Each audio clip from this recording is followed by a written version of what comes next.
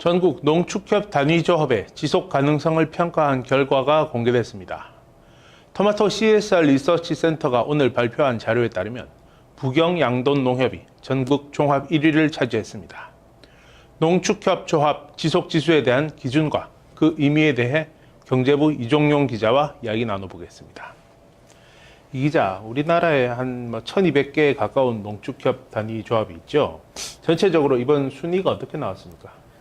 네, 먼저 토마토 CSR 리서치 센터에 대해서 간략하게 설명해 드려야 할 것 같습니다. 네. 토마토 CSR 리서치 센터는 기업의 사회적인 책임을 연구하고 그 내용을 수치 지표화해서 기업의 사회적인 책임을 연구하는 연구소라고 할 수 있겠습니다. 네. 현대에는 기업이 막대한 자본을 가지고 있으면서 이 사회적인 책임이 필요하다는 목소리가 커지고 있는데요. 이 토마토 CSR 리서치 센터는 결국 기업이나 단체가 사회에 얼마나 긍정적인 영향을 미치느냐를 연구하는 연구소라고 할 수 있겠습니다. 네네. 토마토 CSR 리서치 센터가 이번에는 사상 처음으로 농축협을 계량적으로 평가하는 농축협 조합 지속지수를 산출했습니다. 네네. 전국 1181개 지역 농협 가운데 최근 3개년 자료를 보유하고 있는 1160개 농협을 전수조사해서 평가했습니다.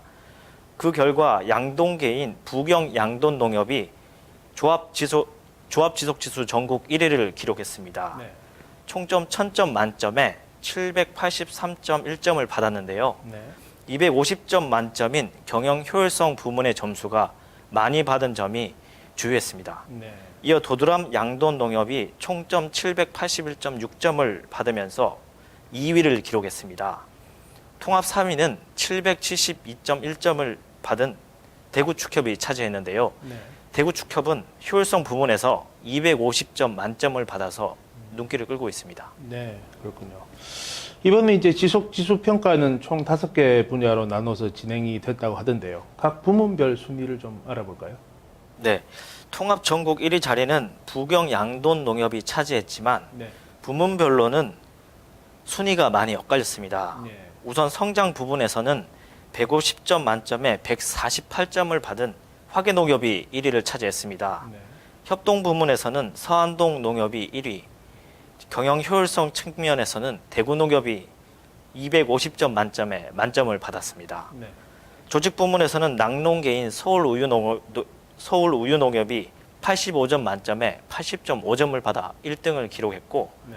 성과 부분에서는 제주 양돈 농협이 271.9점을 기록해 1위 자리를 차지했습니다. 네. 이번에 점수를 이제 1000점 만점으로 놓고 잡았죠. 그 5개 분야별로 점수를 선정하는 기준은 어떻게 마련이 됐습니까? 네, 평가 지표는 크게 5개로 구분되는데요.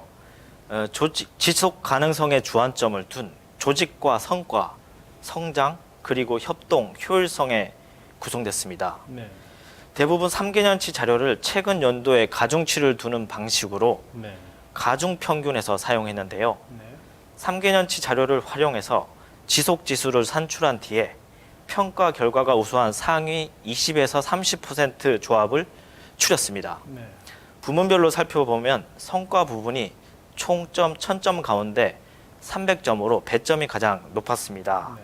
성과 부분은 경제사업 실적과 금융사업 실적, 영업손익과 단기손익, 연체율 등을 토대로 산출됐고요. 네.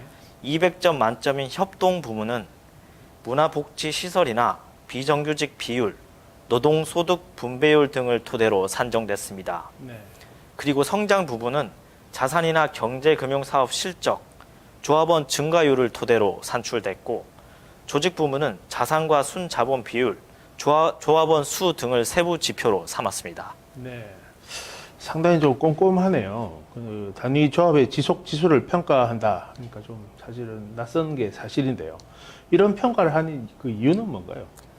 예, 농협이 대한민국 농업의 근간을 이루는 조직이라는 점은 이의를 제기할 필요가 없겠습니다. 네.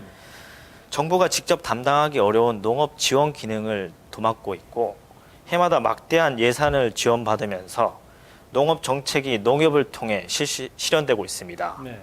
특히 농협은 농업인과 지역 주민이 100% 출자하고 조합원으로 가입한 협동조합인데요. 1960년대 이후로는 농협과 농민은 사실상 하나로 바라봐야 하는 수준에 이르렀습니다. 이처럼 농축협 조합의 지속 가능성이 사회적 의제라는 공감대가 이루어지고 있음에도 불구하고 이 공개적인 영역에서 비교나 평가에 대한 논의는 부족한 게 사실입니다. 특히 내년 3월 11일에는 사상 처음으로 전국 동시 조합장 선거가 있는데요.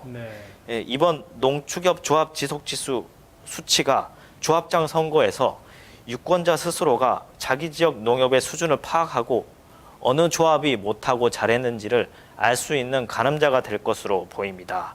또한 후보자들도 지역 조합의 현실과 현황에 맞는 공약을 제시할 수 있도록 체계적인 근거로 적용될 것으로 보입니다. 그렇군요. 그럼 앞으로는 이제 매년 이렇게 지속 지수가 발표가 되는 건가요? 향후 계획은 어떻습니까?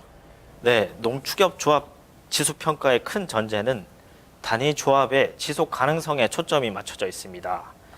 이번 지수 평가에서는 1160개 단위 조합을 평가하다 보니 사실 계량적인 평가가 불가피했습니다.